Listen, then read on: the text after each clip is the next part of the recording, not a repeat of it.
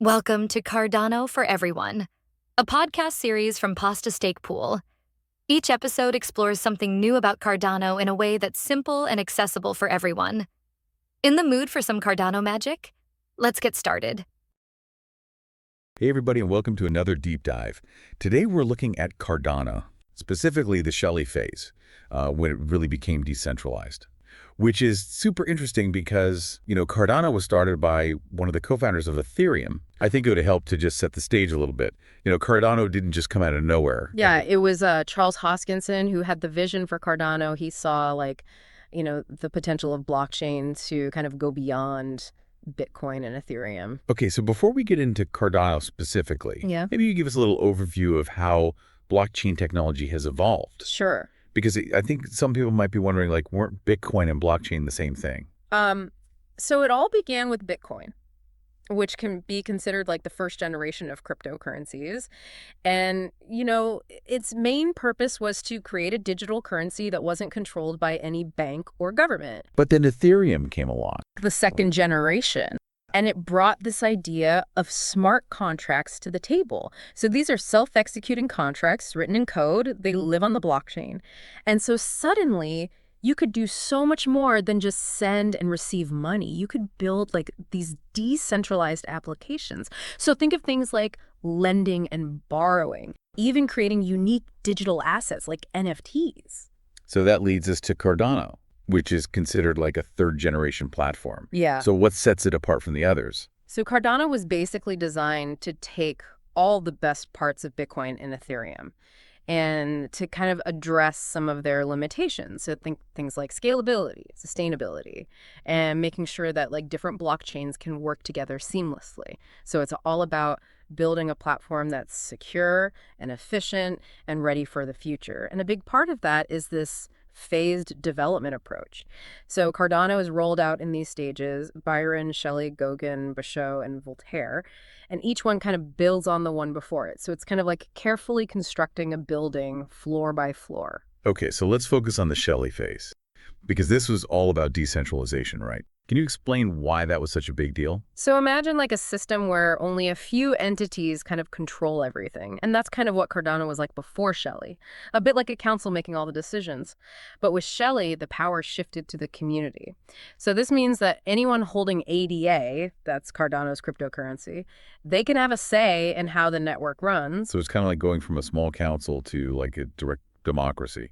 Power to the people. So how does that actually work? So it works through a system called proof of stake, or POS. So instead of relying on this energy-intensive mining like Bitcoin, Cardano uses proof of stake where your influence is determined by how much ADA you hold and are willing to stake. So basically pledge as a sign of your commitment to the network. Okay, so the more ADA you stake, the more say you have. But what about people who don't have tons of ADA? Can they still participate? Yeah, so that's where stake pools come in. They're kind of like teams that you can join within the Cardano network. And so individuals can delegate their ADA to a stake pool and combine their resources with others. It's kind of like pooling your votes together to have a greater impact. And the best part is you still earn rewards for participating, even if you're not running your own pool. Wait, rewards? Yeah. Tell me more about these staking rewards. So in each epoch, a certain amount of ADA is set aside to reward those participating in the network. It's kind of like getting paid interest for contributing to the system's security and operation. So how much you earn depends on how much ADA you stake. It does, but there's more to it. It also depends on the performance of the stake pool that you've delegated to. So each pool is run by a stake pool operator, and their job is to make sure that the pool is actively creating blocks and contributing to the network. So it's like they're earning points for actively participating and doing their job well. And missing blocks can result in lower rewards for the pool. And your share as a delegator is calculated proportionally to how much ADA you've delegated compared to the total stake in the pool. So more ADA, potentially more rewards. So it's not just about picking any random stake pool.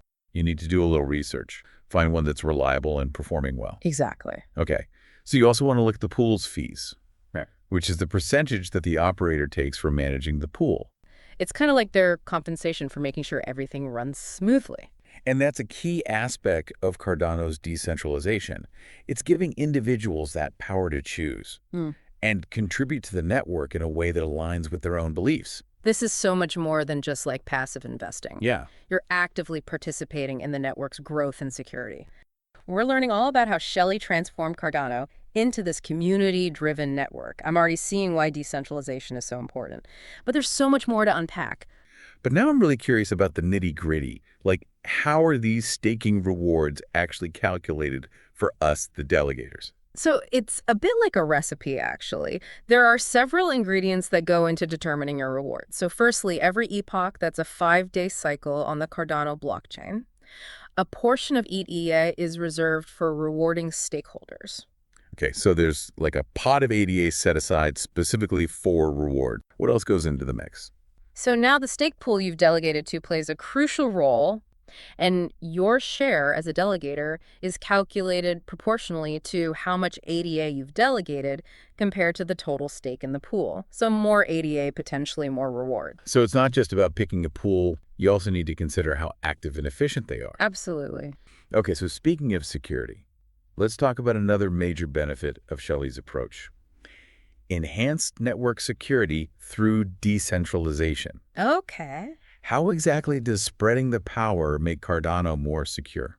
Okay, so think of it this way with a centralized system. If that central authority is compromised, the whole system crumbles. It's like a single castle that, if breached, leaves everything vulnerable. But with Cardano's decentralized structure, there's no single point of failure. So it's more like a network of fortresses, individually defended. Right. That makes sense. But isn't there still a risk that someone could gain control of a majority of the stake and then influence the network? Yeah, so that's where Cardano's Ouroboros consensus protocol comes in. So this ingenious system uses a randomized leader selection process, which makes it extremely hard to predict and manipulate who gets to produce blocks. It's a bit like drawing lottery winners, but with very sophisticated cryptography behind it. Okay, so even if someone had a lot of stake, they couldn't just dictate the network's actions? That sounds like a pretty robust system. And there's another major advantage to Ouroboros and the proof-of-stake model: sustainability. Remember those energy-guzzling Bitcoin mining farms? Cardano avoids that. So we touched upon how POS is more energy efficient. Can you tell me a little bit more? Yeah, so with proof of stake, there's no need for massive computational power to secure the network. Validators are chosen based on their stake, not how much electricity they can consume. So this means that Cardano has a significantly smaller carbon footprint compared to proof-of-work blockchains like Bitcoin. That's awesome. But you mentioned another benefit earlier, resilience. What makes Cardano so resilient in the long run? So decentralization plays a key role here too. Think of it as a safety net. So if some nodes on the network go offline or experience problems, the network as a whole can keep running smoothly because it's not dependent on any single entity. It's like having a backup generator for the entire system. If one part fails, the rest can keep the lights on. Exactly. This built-in redundancy makes Cardano extremely reliable, which is crucial for a global financial system. Okay, so Shelley was clearly a game changer for Cardano. It paved the way for a more secure, sustainable, and resilient network. But where does it fit into Cardano's bigger roadmap? So Shelley was a foundational phase. It set the stage for future developments. It ensured that Cardano was truly decentralized, adding more complex features. So it was like laying a strong foundation before building the skyscraper. Subsequent phases like Goguen, which introduced smart contracts, built upon this solid base. And upcoming phases like Basho, focused on scaling, and Voltaire addressing governance, further demonstrate Cardano's commitment to continuous improvement and innovation. I'm starting to see how all these pieces fit together. It's not just about individual features. It's about creating a comprehensive and a well-thought-out system for the future. And that's what makes Cardano so exciting. It's a constantly evolving ecosystem where each phase builds upon the success of the previous one. But I keep thinking back to that point that Cardano's founder also co-founded Ethereum. It's pretty wild, right? Yeah, Charles Hoskinson was involved in those early days of Ethereum. So it's kind of interesting to see these two blockchain-like giants side by side. Yeah. Because they do share some common ground, but they've taken different paths. One major distinction lies in their approach to consensus mechanisms. Okay. We've talked a lot about Cardano's Ouroboros proof of stake, and it's had that, from the very beginning. But Ethereum started off with a proof of work model, much like Bitcoin, relying on that energy-intensive mining. So Cardano was designed with sustainability in mind from the start, but Ethereum is now kind of in the process of transitioning to their own version of proof of stake. So kind of two different routes to a similar destination. What about their overall philosophies when it comes to development? So that's where things get really interesting, because Cardano takes a very meticulous research-driven approach. So the protocols and features are often rooted in peer-reviewed academic research. Strong emphasis on formal verification and mathematical proofs. So it's like they're building a blockchain with the same kind of rigor you would find in scientific research. They're aiming for a very high level of assurance and predictability in their design, making sure everything is thoroughly vetted before implementation. Whereas Ethereum has kind of embraced a more agile and iterative approach. So they're known for rapid innovation and deploying new features and updates very quickly. And they're often experimenting and adapting along the way. So if Cardano is like the meticulous architect, carefully planning each step. Cardano's strength really lies in its stability and its security. It ensures a very solid foundation for the future. So just to recap, the Shelley Phase, it was all about setting the stage for Cardano to become this incredible community-driven platform. Am I on the right track? Shelley was a declaration that the Cardano community, they're not just along for the ride, they're the drivers. It's a powerful example of how blockchain can shift power dynamics, putting control in the hands of the many, not the few. And for someone like me who's always been fascinated by the potential of decentralized systems, it's really exciting. It's not just theory with Cardano, it's a carefully executed plan with, specific milestones and really elegant technical mechanisms. Okay, so let's get into the specifics, because our sources point to July 2020 as a landmark moment. What happened then? July 2020, that was the official launch of the Shelley era. Okay. This is when the network truly transitioned from a more centralized model to one where the community, through their participation in stake pools, took control of block production. So this was the handing over the keys moment we talked about. Exactly. And the key to this transition was the combination of staking and delegation, these mechanisms that allowed ADA holders to participate regardless of their technical expertise. I was really curious about how Cardano designed its incentive structures, because it seems like they went to great lengths to prevent any single entity from gaining too much control over the network. Absolutely. They used principles of game theory to design a system where everyone benefits from acting in a way that supports the overall health of the network. And speaking of playing by the rules, security is obviously a huge concern when you're dealing with a decentralized system that handles, financial transactions. Of course. And that's where Cardano really shines with its implementation of the Ouroboros protocol. So how does this community governance model actually work in practice? So it's a system that's constantly evolving, but the core idea is that ADA holders can influence decision-making through a variety of mechanisms. This includes, voting on proposals, participating in community forums, and even proposing their own ideas for improving the platform. And one of the tools is the Cardano Treasury. The Treasury is basically a way to fund the ongoing development of Cardano in a way that's both sustainable and decentralized. Okay. Think of it like a community-owned investment fund, but instead of investing in stocks or bonds, it invests in the future of Cardano. So instead of relying on, some external funding or like a centralized entity that controls everything, Cardano has this built-in mechanism for supporting innovation. And it's controlled directly by the community. And how is it funded? A portion of the rewards from staking actually goes directly into the treasury. Oh, so it's like this positive feedback loop. Mm-hmm. More staking leads to more resources for development. And more development hopefully leads to, more people wanting to stake their ADA. Right, exactly. So everyone benefits in the long run. I gotta say, this whole concept of community governance and a decentralized treasury is just fascinating to me. And if I remember correctly, they also had to adjust certain parameters along the way, right? You're thinking of the K parameter, which determines the ideal number of stake pools. Yes. They had to fine-tune that as the network grew to prevent any single entity from gaining too much influence. It's like this constant balancing act. It was, and it wasn't just about the technology either. Okay, what else was there? They also had to overcome challenges in terms of community adoption and engagement. You got to get people on board. Exactly. It's one thing to build the technology. It's another to actually get people to use it and, trust it.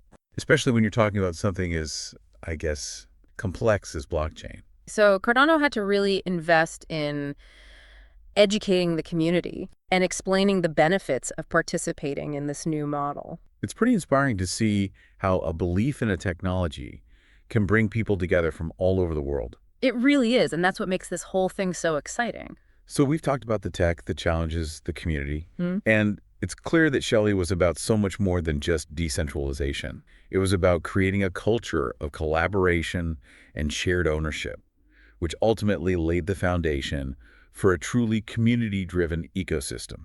Shelley set the stage for so many positive developments. It's amazing. Okay, so let's get into those specifics. Let's do it. What were some of the most significant outcomes that emerged after Shelley launched? Well, one of the most immediate impacts was the growth of stake pools. Just exploded. Within a year of Shelley's launch, there were over 1,000 active stake pools. It's incredible, right? That's a lot of stake pools. It really shows how eager the community was to participate. And it's not just about the number of stake pools either. It's about having a diverse range of pools from all over the world. You don't want all the power concentrated in one place. Shelley created this decentralized network, empowered the community, fostered adaptability. Mm-hmm. But where did Cardano go from there? Gauguin, Basho, and Voltaire.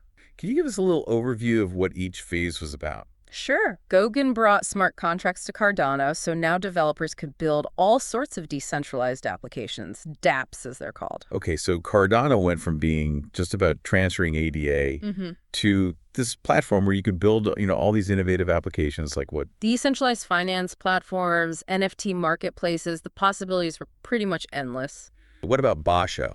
Basho was all about scaling and interoperability. So making the network faster and more efficient. Yeah, and also enabling Cardano to connect with other blockchains. So we're talking about breaking down the walls between blockchains. Mm-hmm.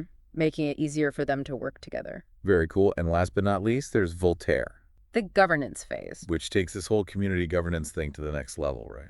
It does. Voltaire wants to give the Cardano community even more control over the platform's development, how resources are allocated. So they're envisioning a future where Cardano is fully self-governing. That's the goal. A true digital democracy where the community has the power to decide its own destiny. It's a bold vision, but from what we've learned about Shelley, it seems like a natural next step. Shelley was the catalyst that set everything in motion. As we wrap up our deep dive into Shelley, I have to say, I'm really impressed by what Cardano has accomplished. It's a testament to the power of collaboration, innovation, and this shared belief in a more decentralized future. So for all of you listening out there, we hope you enjoyed our deep dive into Shelley We hope you learned a thing or two. and that you have a better understanding of just how important this phase was, not just for Cardano, but for the entire blockchain space. Until next time, keep exploring, keep asking questions, and keep diving deep into this fascinating world of decentralized technology. Thank you for being part of Cardano for Everyone. We hope you gained something valuable from today's episode. If you'd like to support our mission of making Cardano knowledge accessible for all, consider selecting Pasta from the pool list when you delegate. Every bit of support helps us bring more content to listeners like you. Until next time, keep exploring, keep learning, and we'll see you on the next episode.